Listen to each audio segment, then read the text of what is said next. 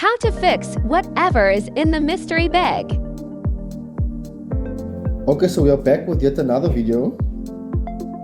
And without further ado, let's dive right into it. So once again, some intricate work with a working table.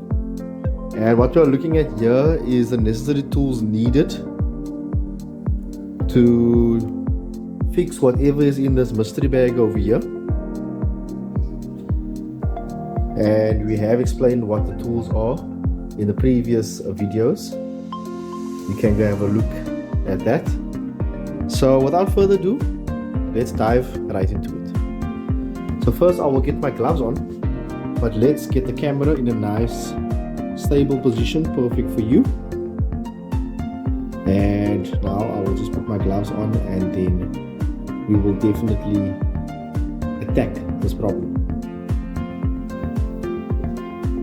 Okay, so basically, let's see what's in this mystery bag and get right to it. Definitely something heavy, so it cannot be what we all think it is. I hope you can see this. We'll just double check. Perfect. We have a good view of everything. Okay, so I'm also going to show you the difference between thinners and turpentine. Well, basically, I might just tell you now, turpentine is basically for your oil-based products. So all your oil-based paints and your brushes and so on, you will use turpentine to clean it. It's specially designed for that purpose. Your rollers and so on. It breaks the paint down.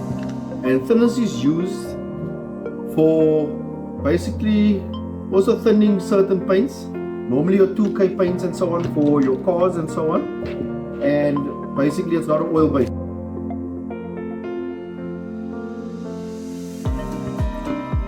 So now what we have over here is what came out of this mystery bag, and we can see it's basically a GoPro camera Hero 2 with some other goodies in here. So this I actually bought a while back, and I haven't used it yet or checked it out and anything, and I'm gonna definitely fix it now because I noticed there was a problem. And then we're going to put it to good use. This will be able to allow me to make POV videos for you. You know, if you know what that means, it's a point of view. So as I'm moving here, we will show you later on in the video again what that will look like. Because I will test the camera and I'll show you the footage. So basically the problem that we have with this camera is everything works, goes on. It's just this power button over here. You can see, maybe I'll bring it closer. It's not sitting in the right place. Obviously the LCD over there is a bit damaged. There's nothing I can do about that. But that is the least of my problems. The main thing is that this camera will be used in order to make nice footage for you. And I can definitely tell you I got this on Marketplace for next to nothing, you know. This is what we do here at the Wyman. We buy certain things, cars, just anything that has a bit of damage or whatever, or that is repairable, if I should say. And then we fix it. That's how we always stay in profit range, so we can sell it again or whatever the case is. So yeah, let's open this up and fix it. So firstly, what I'm also going to do is, this is a cover that will be used, that I will keep on my head in order to tie it so I can make point of view footage for you. But what I'm going to do is I'm going to try and remove this glass in front for this cover here, because I think that is just going to impact the footage. Basically the how do I say, the clearness. So okay, so we're first going to put it off, which is this button over here, and then we're obviously going to remove the battery. Now we can see there's 4 screws over here in order to loosen this, and we have this tool over here to do so. And we are looking at it as it's basically a star, you can see there. So we're going to use this tool over here in order to loosen this.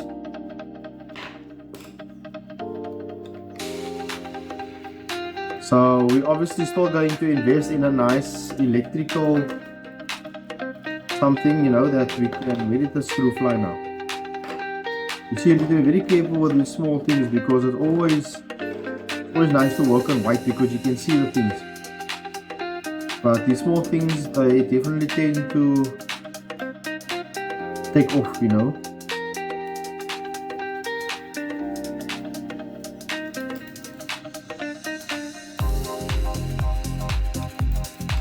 Okay, next up we're going to remove, obviously, maybe I have to do this firstly. Take out the memory card in there. And yeah, I think we got this with the memory card in there, which is a nice deal. So the whole idea is now to try and separate this. Okay, we've got a screw here. Well, it's not out completely, I have to say. Okay, there we go. So now we obviously need to figure out what is maybe holding it still. And what I can suspect is the screw behind the sticker. Okay, so basically I just double check that I have my angles correct. Nope, I don't. Okay, so yeah, there definitely is something behind the sticker over here. I just felt now.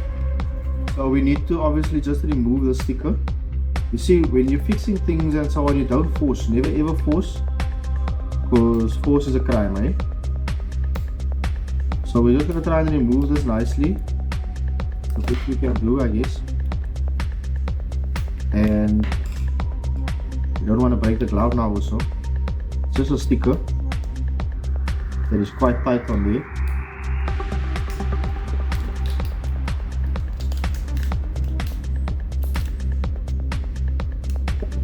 Okay, so now we're just going to leave that over there, maybe.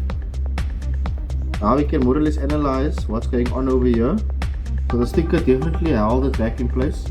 So the problem we have is the switch over there. As you can see, there's already things falling out here.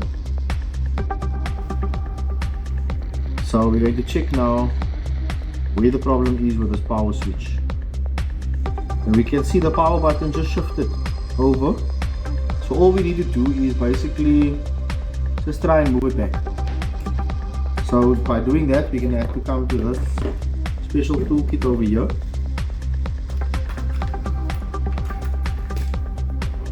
And we're just going to find something in here that we can try and get this power button out, or rather use the small tweezers to just pull it back like this. In fact, let's take it out and try and find out what is going on over here, why this is happening. So there's the switch to power it on, or on the button. So what I can notice and I can see here is that there's definitely a piece of guide that, okay, doesn't look like it broke off. It simply just looks like it slid out of place. So all we're going to do is we're going to try and put it nicely back on top. And put everything back together.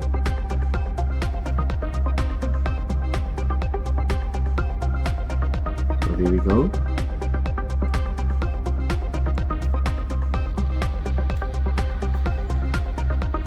And there we go, the switch is now in place. And look at that, when you push it, it's definitely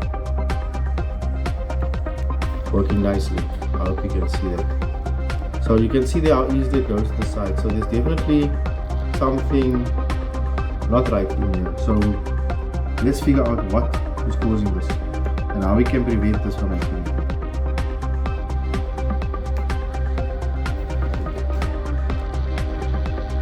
Okay, so I seem to have found a way on what I'm going to do in order to fix this problem so it doesn't happen again. And what I'm going to do is I'm going to take some double-sided tape, because I actually looked in here and I saw that double-sided tape was used as well. and the one side just came off, and I think that is what caused it now to not stay in position. But I have to say, very bad design, because it's definitely something that just fall out easily. Anyway, let's get to it. So what we're gonna do, we're just going to take the switch, take a small piece of double-sided tape like this, stick the switch onto a piece of it, like that maybe. You want to now try and get it nicely at the end here, so I can just cut two sides, if you understand what I'm saying. I'll show you now. So basically just like this. The switch is a bit dirty, but we're obviously going to clean it eventually, everything. That is why we added thinners and turpentine. So now take the cutter, and we're just going to cut. You want to cut from the back now, so you don't push the switch off while you're cutting. If I push the cut from the front, you might just cut the tip off, you know, push it off at the back of the switch. There we go. That seems to have worked nice. So now we're going to just remove the tape at the back here. The green tape, the double-sided tape, or the sticker rather. And there we go. So now we're gonna try and put this thing back where it's supposed to be. Hopefully the double-sided tape now will hold it nicely. It adds also like a type of elevation to it, you know, or to push it in place, keep it in top here, in the top place, if you understand what I'm saying. So now I guess the last thing to do is to test it both ways. Okay, so we want to just maybe pull it out a bit. Yeah, the double-sided tape will definitely act to keep it down there. I think we fixed it, guys. I think we fixed it. You see, I'm pushing it forward, not going in there, but obviously let's not risk it. Okay, so now we're gonna put everything back together and then clean it. As I said, it was from previous owners. We're also going to loosen this over here. As you can see, I'll show you one maybe. And this is just so the footage can be better. I think this is to make it waterproof, you know. But we don't need that, because you won't be fixing anything under the water. At least not at this point. So we want to get clear as possible footage for you while we do point of view. So definitely a small electric thing is needed to speed up this process with all these small screws, you know. But yeah, I might as well just finish it now while you are there. I'm almost done on the second last screw. And there we go. So this I obviously have to keep at the somewhere secret, so the screws don't never ever lose it. But there we have a hole. The camera will now then be fitted in here. I could have obviously opened the camera more, loosen these other screws here and clean the lens, but that is not necessary for now. So now we're just going to take that sticker off. The switch is nicely forced up, you see, so it's working perfect actually. So now we're just going to see this will fit in there like that. And you will have now a nice clear lens where you will be able to see clearly. No barriers, because maybe this thing, not that this, not so clear, and it just acts as a, you know. Okay, so only thing we need to do is to basically put the screws back in, and then we're going to get up for cleaning. So let's cut it for now. Okay, so just remember, when you tighten something, you don't want to over tighten it. It's just enough to overcome friction, that's all.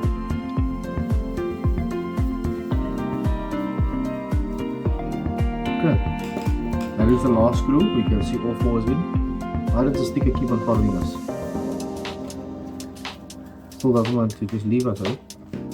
Okay, so now let's put this sticker back on.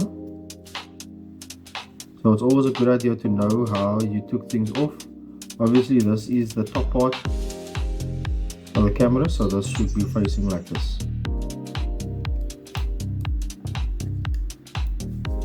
Okay, there we go. That's the plus and minus sign over there, so that's perfect. So that screw actually that fell out now was this thing that broke off. Sometimes these things happen, but that's one of the 4, so that's fine. So now we just need to put the battery in.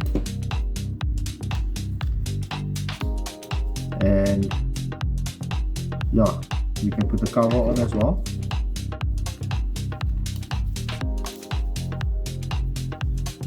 And let's see. Okay, so I'm definitely gonna take a photo of you guys. No SD card. Okay, so obviously we took the card out as well. But basically the switch is working nice, guys. Not getting any problems now. I think that double-sided tape acts as a nice cushion. And I think the last thing to do now, we're switching it off obviously, would be now to clean it. So let's take the cover off, take the battery out, and this is where the thinness comes into play. All we're going to do is dab it on there like this. Let's see what happens. You don't want to do it on where there is stuff maybe written on, because you first want to see what is going to happen. Look at that, guys. I think we are maybe getting something. The thinness is quite strong, but turpentine is even stronger, so never use turpentine. Turpentine is stronger and it dries quicker also, eh? So you can see we're getting somewhere. It's rather don't make it too wet now.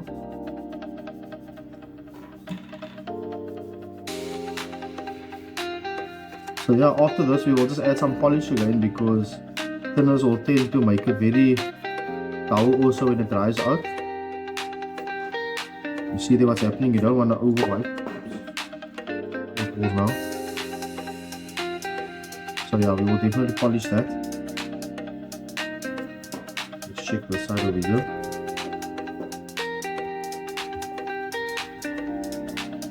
Let's try some turps actually. In fact, no, it's a bit stronger like we said. Keep it to some thinness. In fact, you actually want to use something like just normal handy or something maybe before you try and use these strong stuff, you know. Because like I say, there's a chance you can wipe the letters off. But here we just want to get this brown off here so that it can look somewhat neater.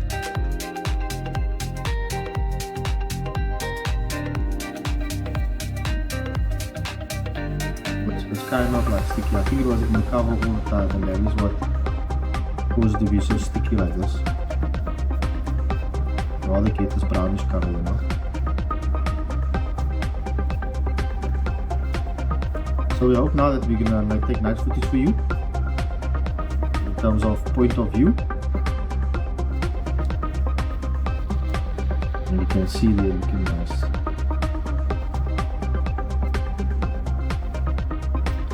So the leftovers we will just obviously use handy or something. You don't want to wipe too much with the thinners, and that means the entire thing, wipe all the letters off, you know, and you sit with a no brand, which is also not a problem. One needs to know. Good. So there we go. Got most of the dirt off, but we will clean it like I said, wipe it with a cloth. Damn cool. And yeah, that's the end result. We managed to fix it. So in order to not lose the screws, we can just turn it back into the cover over here, like I was showing you now. So we will just put it back in there.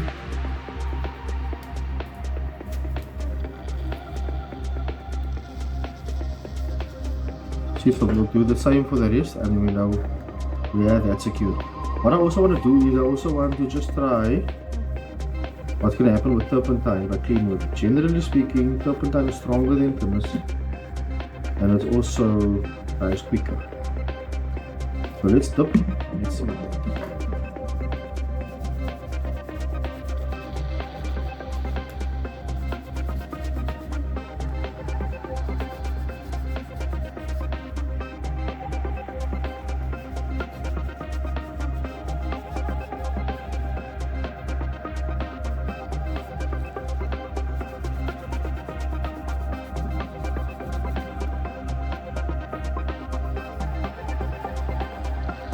So if I had to go with something to clean with, I think one could use turpentine because it's not adhering to the paint.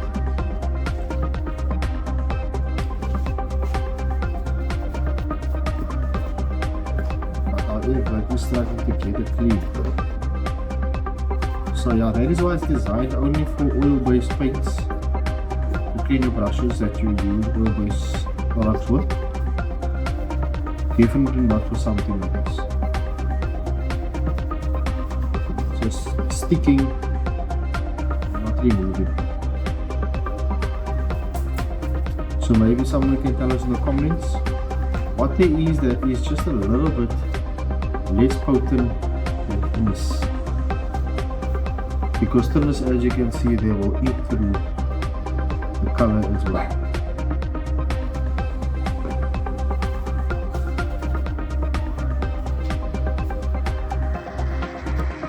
More how-to videos, link in the bio.